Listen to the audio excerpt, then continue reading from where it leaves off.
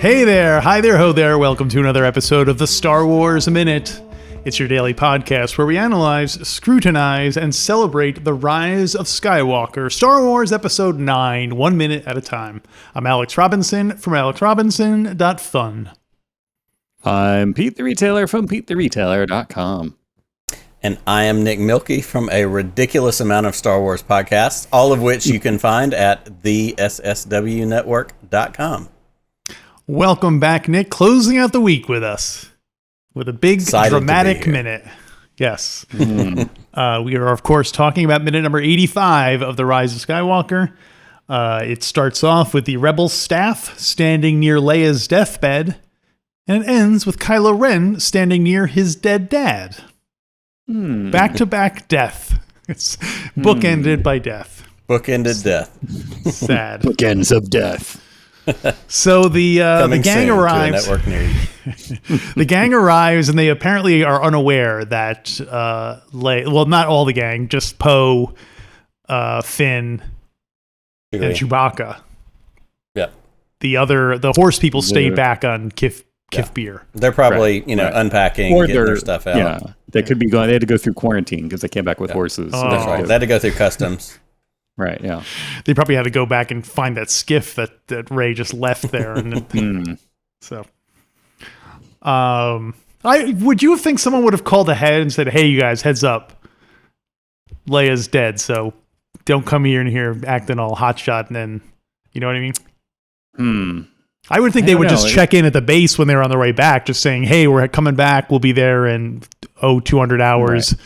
And yeah, but then I think it's the kind of thing that they would have wanted to tell them in person, probably, rather than. That's true. So you think they did check in? Yeah. I don't know if Poe's the new head, though. He should know. He shouldn't be landing and being blindsided by this. You ask a good question. You bring a good point. Anyway, yeah. I don't know. Communication in hyperspace is always problematic anyhow, so. The good news is you've been promoted. The bad news I'll tell you when you get here. The bad news is you'll have to figure it out for yourself. Yeah. But it falls to Commander Alarma Darcy to tell the gang her favorite Hall & Oates song. To have to tell them. I was pleasantly surprised to see that the actress Amanda Lawrence, who plays Commander Darcy, has been in 15 roles since The Rise of Skywalker. That seems like a lot in how long is it? 10 years ago? 6 years ago?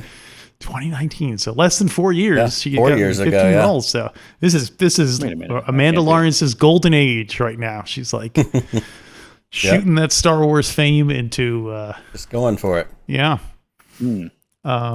Well, I did a word count on this minute, as that's kind of been my thing throughout the week. This is certainly our largest word count for these last 5 minutes over this course of this week. 15 words.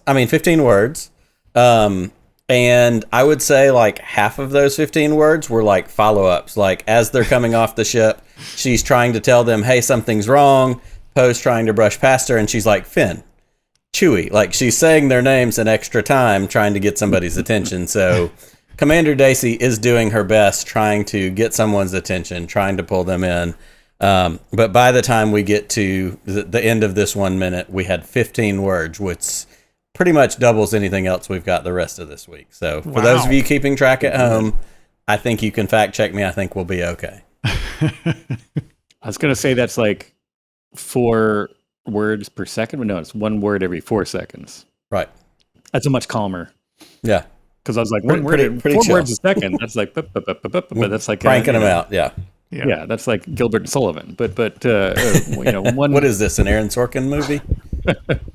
1 word every 4 seconds makes a lot more sense. Pete, you know the name of the guy who used to do those FedEx ads. No, John Machida. There you go.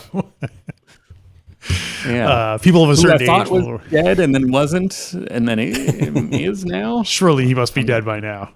If not, we apologize. No, I think he might be alive. Really? Do you know what we're talking about, Nick?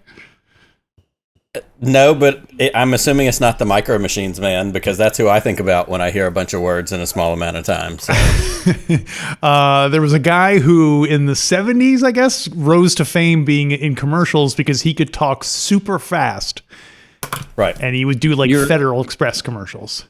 And then, since you're a little bit younger, he's the Micro Machines. Oh, okay, there you go. It's the same guy? Same guy, yeah. Okay. 100%. And I remember, definitely remember growing up with commercials where they had to cram in, all the things in the last like 2.5 seconds of a commercial. And that was before like pharmaceuticals were advertised all the time. Correct. Now they have all the symptoms, all the things. Yeah. So what's his status, Pete? John Machida Jr. Not the old man. Is an American actor, singer, and spokesman. Wow. There we go. Best known for his rapid speech delivery. He appeared in over 100 commercials as the Micro Machines Man and FedEx. Of course, the ad for FedEx. How old is he? Provided the voice of Blur in Transformers the movie, which I knew about, Transformers, etc. He is not that old. No. Born August 6th, 1954. 54. He's my dad's age. Same age as my father. So just 67? Yeah, somewhere in there.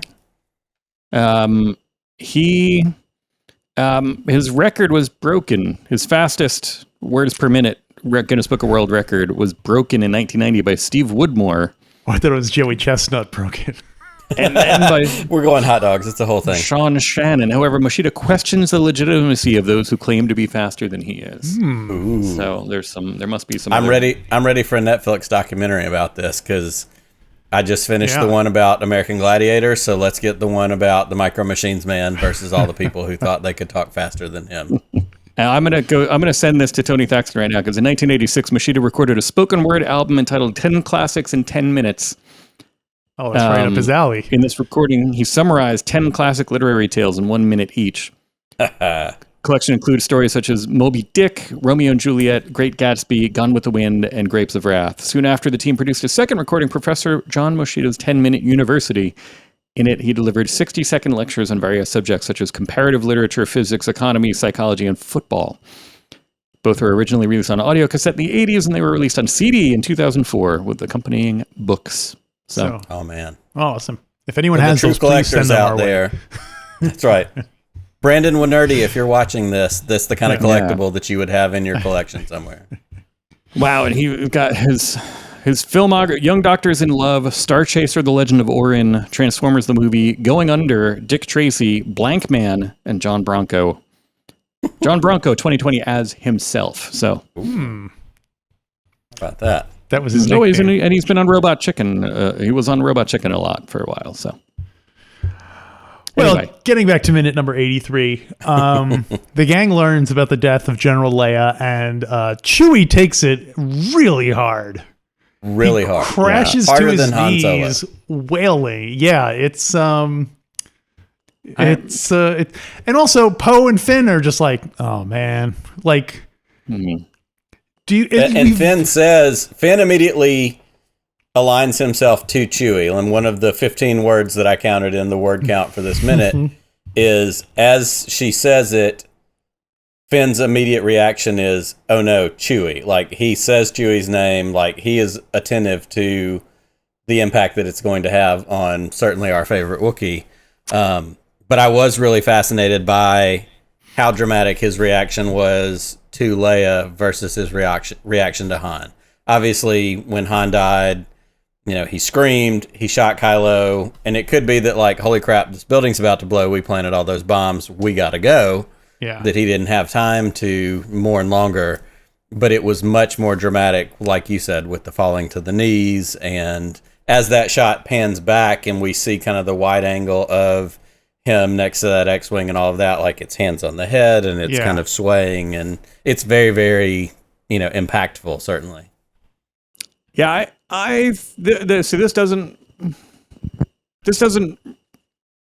connect with my perhaps cynical idea of it, or maybe it is. Maybe we're misreading Chewbacca's reaction here, because in my mind, Chewie was not that close with Leia. Seconded. And he, there was a competition of sorts for Han's attention. Right. And, they were, friendly in situations because it made sense to be, but they weren't like tight by any chance. So I think maybe we're misreading this because maybe there is some kind of maybe there's some kind of holdup with not a holdout, but a holdup. Maybe there's some kind of entanglements with Han Solo's What is this, a holdup? that they were trying to work out. Custody of the Falcon. Custody of the Falcon, ownership of life debt transference, etc. He was trying to work this stuff out, and now that Leia's gone, he just like drops to his knees and he was like, "Oh, thank God, all this can't is fill over. out more paperwork." I cannot wait to go home to my family. Finally, Malla and Lumpy are waiting. Yeah, I think he's protesting too much. He's like, when he heard it, he's like, "Oh my God!" But then he's like, "I can't show glee at the death of." So I'm going to act sad, but I don't know how sad they expect me to be. So I'm going to go really big. I'm going to go how humans cry. I'm going to be like, "Rah!" So, I feel like they had that is to. Certainly a take. What? I know it sounds. Again, people are upset with me about that sometimes when I say it. They're like, "Oh, come on!" I'm not upset. The only other side of it I take is it does scream like, why is he so upset? Why is he so? And again, as somebody who grew up as a Legends kid, like all the stuff we got in those Legends books were essentially the transference of the life debt, which in the new canon, the new whatever we call it now, like we've really never had a spoken conversation about the life debt. Yeah. Like we get what we get in the Solo movie. We get, we're partners, we're this and that, but we don't get spoken what we had in old Legends where it was talked about all the time. The life debt and he's this and he's that. But one of the features of that old canon was that the life debt transferred to if he married someone or if he had kids. And so when you get farther into Jason and Jaina Solo and, all that kind of stuff, like it transferred. So it almost feels like from a real world production standpoint, it was like, this is that transference of, he's connected to Han, he's connected to Leia, but I'm also not opposed to your idea, Pete, of, look, he's just done with the paperwork. He's ready to sign these things and get back home because he hasn't made it to Life Day in like 20 years. And I'm pretty sure he's, his weird father-in-law is still sitting there watching weird things in his visor or whatever. That is his father-in-law, not his father. Is it?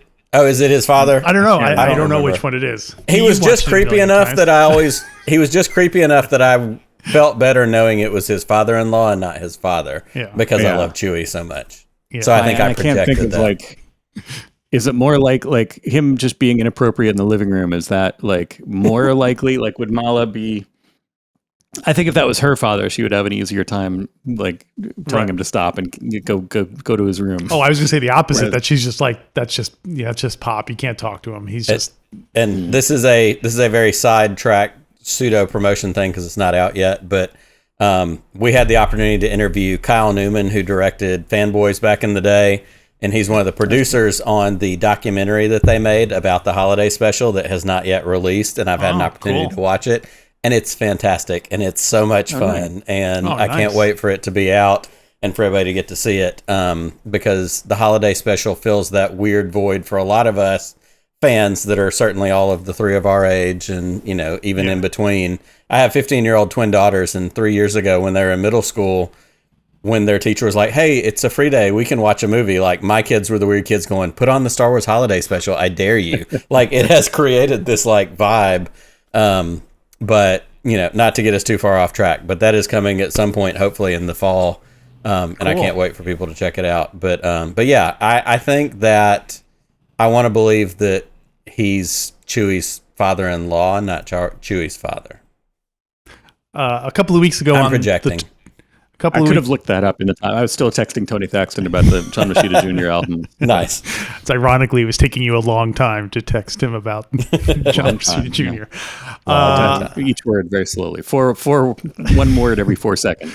A couple of weeks ago on Twitter, I looked it up, and the original ratings for the Star Wars Holiday Special, 13 million people watched it when it aired. It's an inconceivable size for something like that now, and it came in second place. Huge at that point. Do you think more people have watched it since then?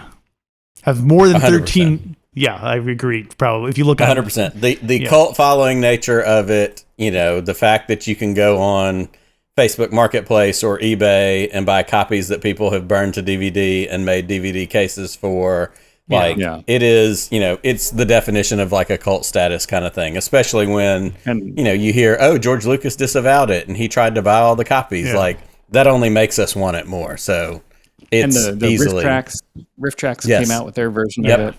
Exactly. And now there's like official merchandise. I don't know if and then, and even like Disney Plus leaned into it by putting the animated parts of it on Disney Plus. And like, it keeps shifting farther and farther, like eventually towards the mainstream. One day we're going to get the whole thing. But glorious, as high as you can get. But the documentary about it, I truly can't recommend it enough when it comes out. So much fun information there.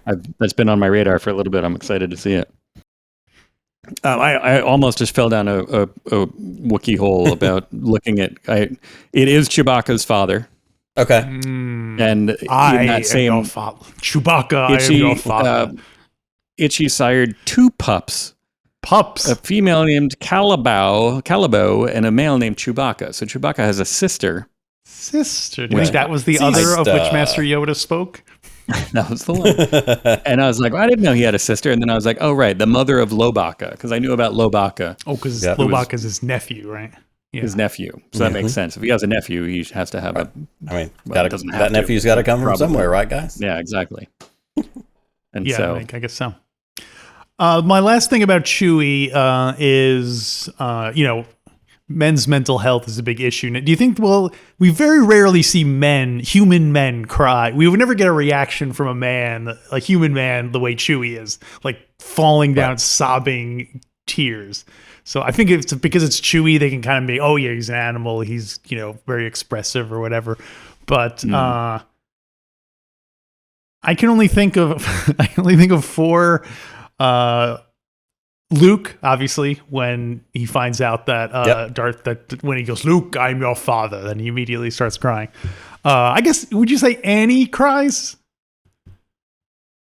In the musical? No, in the planet. No, the Annie Skywalker. Little Annie. Little Annie. I think not when he was little Annie. I think maybe when he was a little bit, when he's talking about slaughtering the women and children, isn't he a little bit weepy there? I thought maybe with Shmi when she dies in his arms. I thought maybe he cried then, but or when I think he's always right on the verge, like when he throws Mace Windu and he's like, "What have I done?" He's kind of like choked up, but not quite crying. So anyway, and I don't know if you said it, but I went to, as you talked about, kind of the emotions. I think about Luke at in New Hope after Ben dies, when they've escaped from the Death Star. They're on the Falcon. Right. She puts the poncho over his shoulders, and he's at the table, and he's sad. He's just kind of more just kind of like mopey, not like I can't believe he's gone. Sure. Yes, correct. That would have been great if he was like blubbering. I've known him for 2 days. I know. My karate teacher that I met yesterday died, and Leia's like, "Oh, I'm so sorry." She's like, "Oh, by the way, everybody I've ever known just died." Exactly. My entire planet's gone. But including my stuff. He said he was going to make me a ghost. He gave me a sword and everything. Check it out. Immediately distracted by the bright, colorful. Right. Oh, look at that. Chewie's reaction is puzzling, and I don't love it. Yeah. Unless the only way I start to like it is if I take it as just like, oh, he's exaggerating for comic effect. He's freed from his bonds. Exaggerating because he's free, or it also maybe he's just like, it's one thing after another, and this is just the last straw, and he's just like, God damn it. Yeah. Can't you people just do anything? Like, although you think these being humans, it would be like they're like pets to him. You know what I mean? He's probably seen several humans come and go. You think he wouldn't be that we all love our pets, of course, but not crashing down on the knees and wailing to the sky and rendering our garments type of crying. But for sure. Anyway, Kylo Ren is gazing off into the horizon there. I would by the Anakin Skywalker axiom, I would claim that Kylo Ren is no more, and this is in fact Ben Solo that we're seeing here. He's back. Yeah, I think that getting stabbed and getting healed, and then he's flipped. He's given up his evil ways. That's he was always on the. Literally, it seemed like he was, on a precipice, and here he is. Right. Ben Solo's promontory. He's standing on an actual actual. Well, and that's interesting that you say that, because I feel like for him, the finality, the actual, maybe not the turning point, but the finality of it is when he throws the lightsaber. Like, I feel like he's made the turn. He's there. He has this conversation that's coming up, and then, sorry to jump ahead slightly, but, in another minute or two, he's going to throw that lightsaber. Like, that's the letting go to me. That's the moment where he, branches out and says, here we go. The transition may have occurred, Pete. You could be 100% right. But, like, that final, like, this is the thing. I know what I have to do. I don't know if I'm strong enough to do it, which mirrors that conversation from Force Awakens, so I love the way they did that. But I feel like his turn is complete when he gets rid of the lightsaber. So at the very least, he's brackish at this point. Correct. Yeah. The tide has shifted for sure. No question. Okay. And he's standing there going like, how the Christian hell am I going to get home? Right. And then he watches everybody else take off in his dad's car after Ray stole his car. Yeah. Like, guys, I'm good now. Back. Wait. They stole my car. They stole my dad's car. And now I'm standing here in the rain by myself, looking like the most emo Kylo I've looked yet. In my all black, my wet hair, the rain is still streaming down. What am I supposed to do other than, write a song about how sad I am? He's like, wait a minute. They stole my car. They stole my dad's car. These are the good guys? Yeah, wait, like, these are my friends? What's going on here? He's like, that's mine. And that's mine. And that's mine, too. I have to say, because I know this is where we're, heading into, the Han Solo moment of all of this caught me up in the moment when it happened, because I'm an original trilogy kid. I grew up not only with the original trilogy literally my entire life, but also Indiana Jones. Like, Han Solo, Harrison Ford, these characters, like, I knew we were kind of done after Force Awakens. We knew all the lore about Return of the Jedi, his desires to be done then, to come back. Like, I knew what a big deal it was. I will never forget sitting in the theater the first time I saw it, and when he said, "Hey, kid," like, I caught my breath, and I didn't realize for like 45 seconds I was holding my breath, waiting, just because this is the iconic character of my life. My favorite Star Wars character has always been Han Solo, because Han Solo didn't have the magic and the Force and the voodoo and the whatever that Luke Skywalker had. Han Solo, like Indiana Jones, was a regular guy. He was funny. He could take a risk, and it may work out, it may not. And I went, I could be that guy, because I'm just a regular guy too, as a kid. The scene when he runs around the corner on the Death Star, and all the stormtroopers are coming back at him, like, that's one of my favorite scenes in all of Star Wars. Same thing when he's talking on the intercom when they're in the detention center. Right.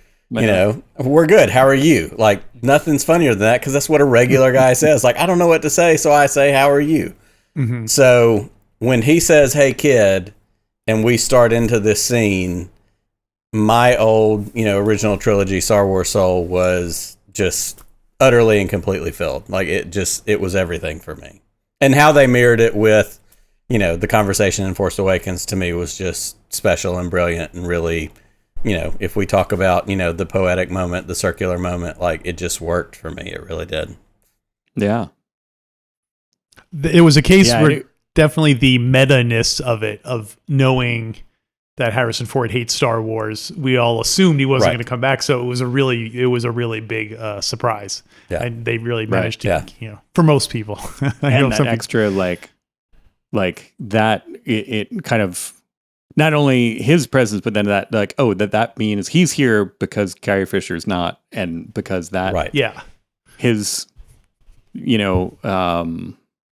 we'll say love for her, his, you know, like his respect, his to honor her, Right. you know, he's willing to, you know, step over his petty, you know, his kind of dislike, not to call it petty. I mean, is Sure. he can do whatever the hell he wants. You know, he doesn't have to He's do another Harrison Star Ford. Wars. I mean, Yeah. But like his, you know, what his minor kind of quibbles with he doesn't want to do this anymore, and understandably so, he doesn't have to. But then like the fact that he would step over that just to be like, for Carrie, I would do that. You know what I mean? Yeah. So, well, and it was also that moment of like, And $1 million. yeah. and the money he got, you know, but we knew, you know, the way he felt during Return of the Jedi, we knew, you know, he came back to do Force Awakens.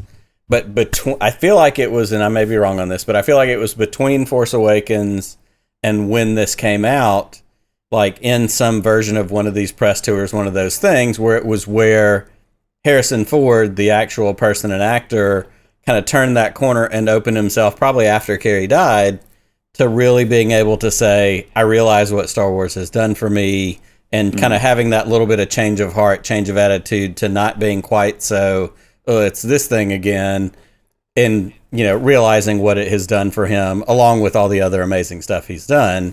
And I feel like that helped soften his ability or willingness to say, yeah, I'll come do this, you know, tag for this moment. So in a weird way, Harrison Ford underwent the same transformation that Kylo Ren / Ben Solo did. He was like, I hate Star Wars. And then after Carrie Fisher died, he's like, you know what? I'll do it because, you know. Yeah, so, on second thought. Yeah. Right. So, yeah, it's a nice, works on multiple levels. Yeah. Well, on a reverse of that, not only is Kylo Ren sitting there watching the Falcon fly away, being like, "Oh, they left me." Yeah. You know, 3 of the heroes of the rebellion just flew away without killing an unarmed, like, evil warlord of the rebellion. Supreme, like, the supreme leader is standing there, right there. Like, maybe he still does have. This is not great unarmed, heroing, but he if wasn't we're being holding honest. it at the time. He wasn't paying attention.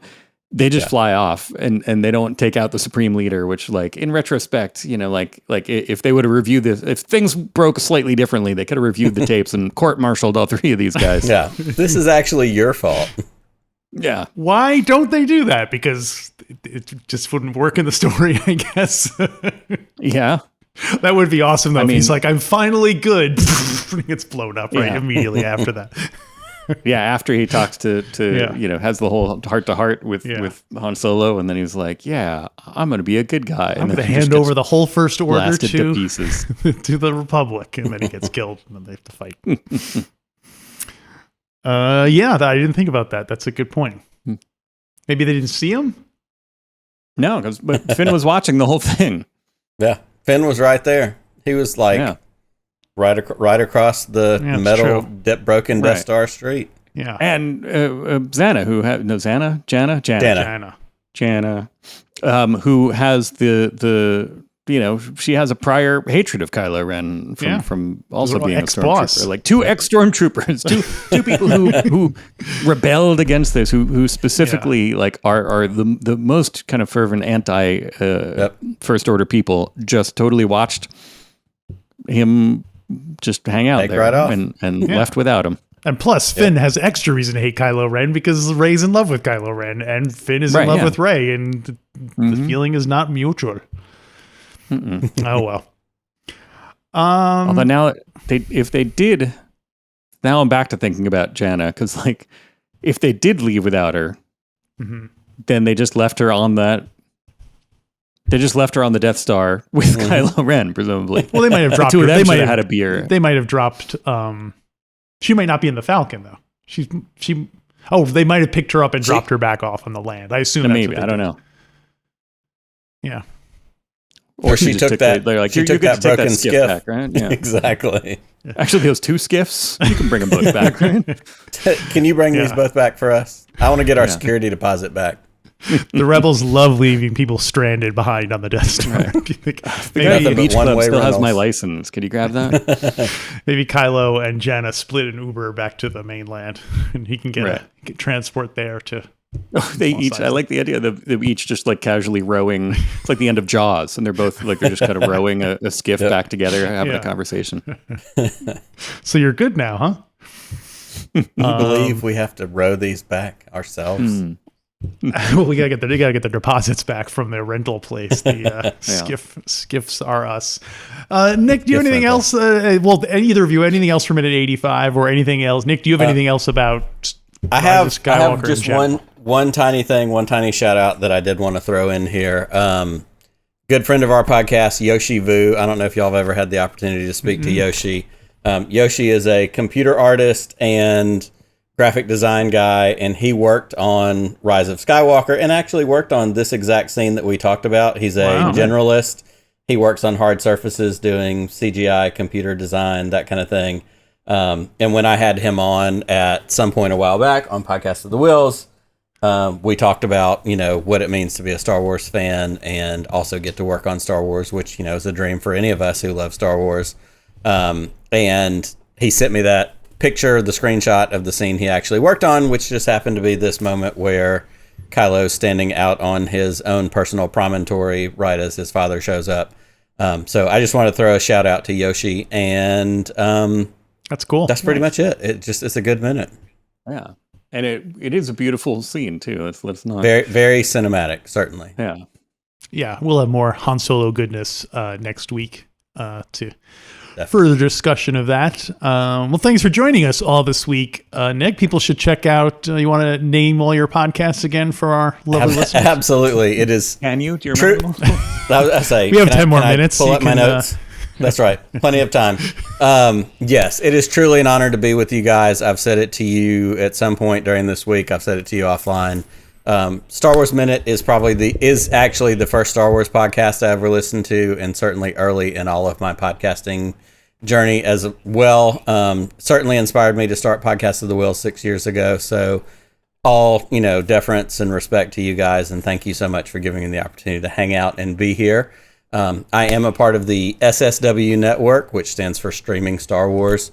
If you go to sswnetwork.com, you can find Podcast of the Wheels, which is my deep dive podcast where we dig into whatever it is that we want to nerd out about.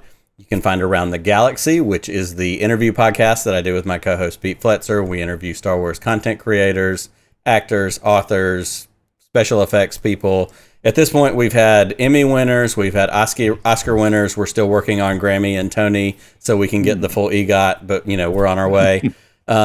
We also do Force Connect, which is most Friday nights on YouTube. It is the live call-in show. We call it Sports Talk Radio for Star Wars. And then the other thing that we do that you can also find on our website is the Podathon. And the Podathon is going on its 4th year coming up, where we do a day-long, kind of like the old school Jerry Lewis telethon, but it's Star Wars. It's 12 hours of online content, and we raise money for the Make-A-Wish Foundation. In the last couple of years, we've interviewed Ryan Johnson, Seth Green, Paul Sun-Young Lee, Charles Soule, Gary Whitta, lots of amazing folks that literally come together with us and other podcasts to spend a day raising money for the Make-A-Wish Foundation. So you can find every drop of that information at theSSWnetwork.com, and also, that's where you can find us on social media. Most of them are at WillsPod, but most of all, I'm just thankful to get to hang out with you guys. I've admired y'all for years and have loved hanging out. Well, we're glad we could have you on the program. Yeah. People should check those out. And just as a reminder to our audience, don't forget we are on the YouTube. If you want to see our lovely faces, you can. Is there a link to it on the tree there? The link tree on StarWarsMinute.com? Yeah, or you can just go to StarWarsMinute.com/YouTube. Oh, yeah, that's a good way to do it, too. And if you are watching this on YouTube, we also have a podcast version of this if you don't like looking at our faces. So you can find that wherever you find podcasts, and you can find us back here on Monday with another episode of... On Monday. Star Wars Minute. Star Wars Minute. Star Wars Minute.